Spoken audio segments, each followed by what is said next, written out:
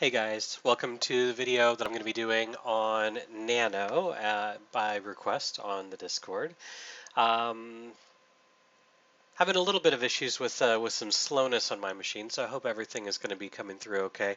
Before I get started, of course, though, this isn't financial advice. I'm not your financial advisor. I'm just giving my opinion here on the market, and you're responsible for your own trades, managing your own risk, doing your own research. Okay. I think we've got a good connection here, so I'm going to go ahead and move into the chart. And what I want to do, I want to take a look at basically from the beginning, from the start of 2020, where we have the bottom, which was down at about we'll say like 58, 59 cents down here in this range. So let's just take a look right here. We've got this marked off at about 59 cents, where we have a little bit of a bottom. We had a nice five-wave structure up here into the one. So from here, we've got a nice 1, 2, 3, 4, 5. And we'll go ahead and put this on a smaller degree so that we can see the subdivision there.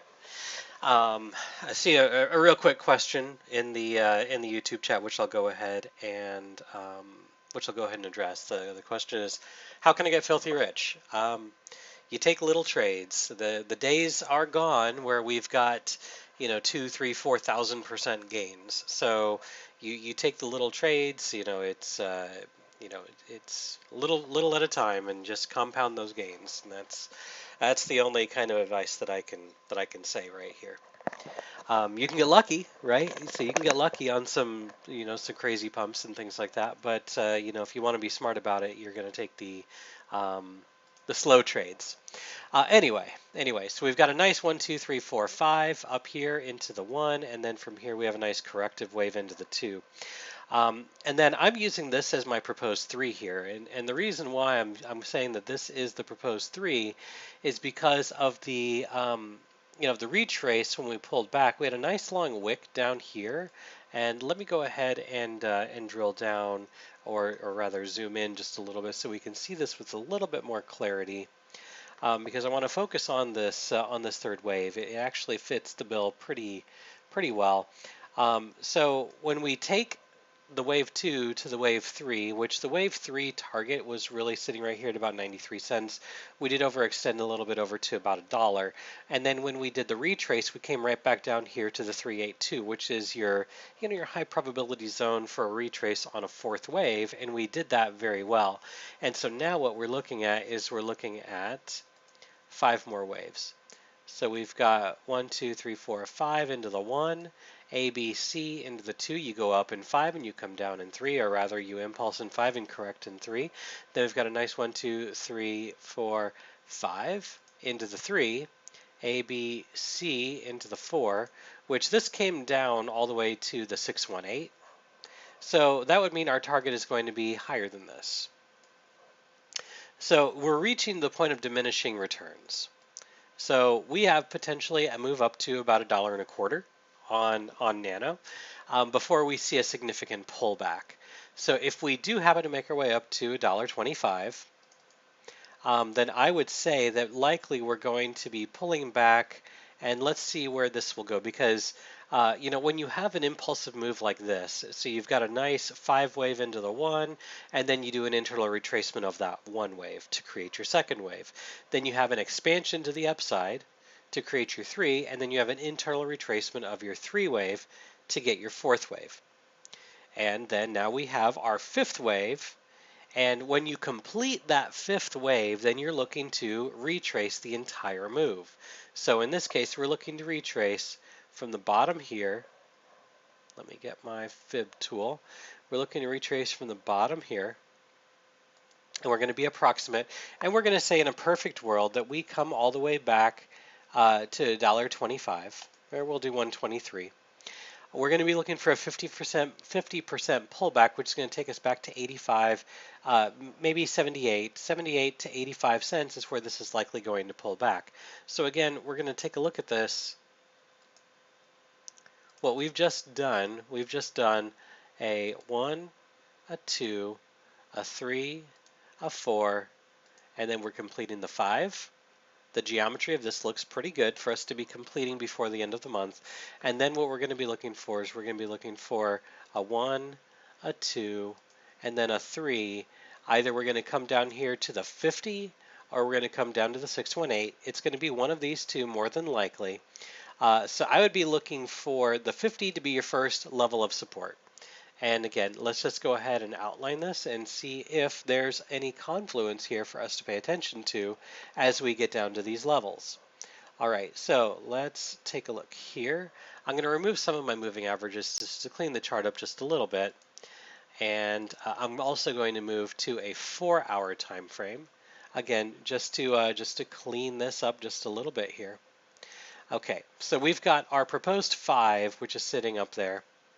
And let's look and see if there's any resistance here that we need to pay attention to, which is here at about $1.23. I believe we have some, and I believe that it's going to be right here in this zone, right here. So this zone is going to be the significant resistance that we would have to push through. So I would expect this to be the first level of resistance, at least from where we are currently trading at right now. And let me actually move to a 12-hour time frame just to create a little more clarity. It's going to make the waves look a little, a little harder to see the subdivision. But what I do see here is, yeah, we do have that significant resistance that we're going to be pushing up against right now. I'm going to move this up just a little bit. I'm going to move this one down just a little bit. It looks to be this is the range. Anywhere between $1.21 to $1.28 is going to be significant resistance. And then on the pullback, yeah, so this is also looking very well, on the flip side to be a bullish retest, which is going to be right here at about 87 cents. The next level also fits pretty well with the 618 if we happen to go up to $1.23. It's going to be this level right here. Let's point out the importance between all of these levels. And I'll go ahead and pull this down here to be right in line with that 618 because it does seem to fare very well here. Okay, let's take a look at the 618 because that's probably going to be the more high probability zone we're going to come to. We've got support, constant support here in this area. And then, we had a front run right here. We had our resistance right here.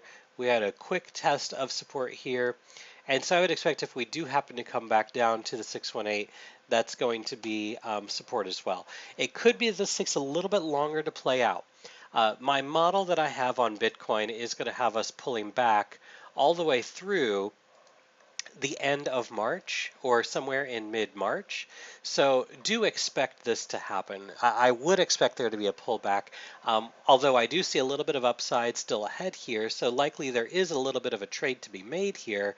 I do think that it is likely going to pull back. So I would be looking for support. And let me move back to like a 3-hour time frame so this doesn't look so messy. I would be looking for a move back to this level here at the, let me pull this out, here we go, at the 50, which is going to be at about 85 cents, potentially a 618, which is going to be at about 78 cents. That is upon a move up to about $1.25. So that's what I've got on Nano. I think there is possibility that this does make a move to the upside. Let's take a look at Nano versus BTC. Just to see if this is also supporting a very similar move. And this does, actually this does look pretty good. So again, taking a look at this move down here, let me move this out of the way, from the bottom to the top.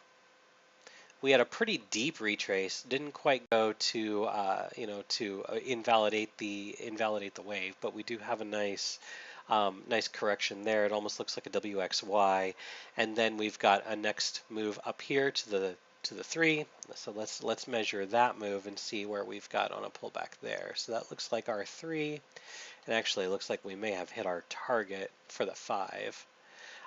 Came right back to the 382, which was perfect. The algo target for that, which has already been realized, was at about 1120 satoshis. So, the next move up is going to be reliant on this maintaining, and then Bitcoin maybe making another push up to maybe 10,600 to 11,000. That will likely get Nano up to that $1.25 mark. But at any rate, things look okay. I wouldn't be taking a trade on Nano right now. If you're in a trade, likely you can squeeze a little bit more blood out of that turnip, but don't be afraid to to pay yourself along the way. But that's my opinion on Nano, and you can love it, you can hate it. But if this video did help you in any way, shape, or form, like, subscribe, share, all that good stuff. And wherever you are in the world, I hope you're having a good day, a good night, and a good evening.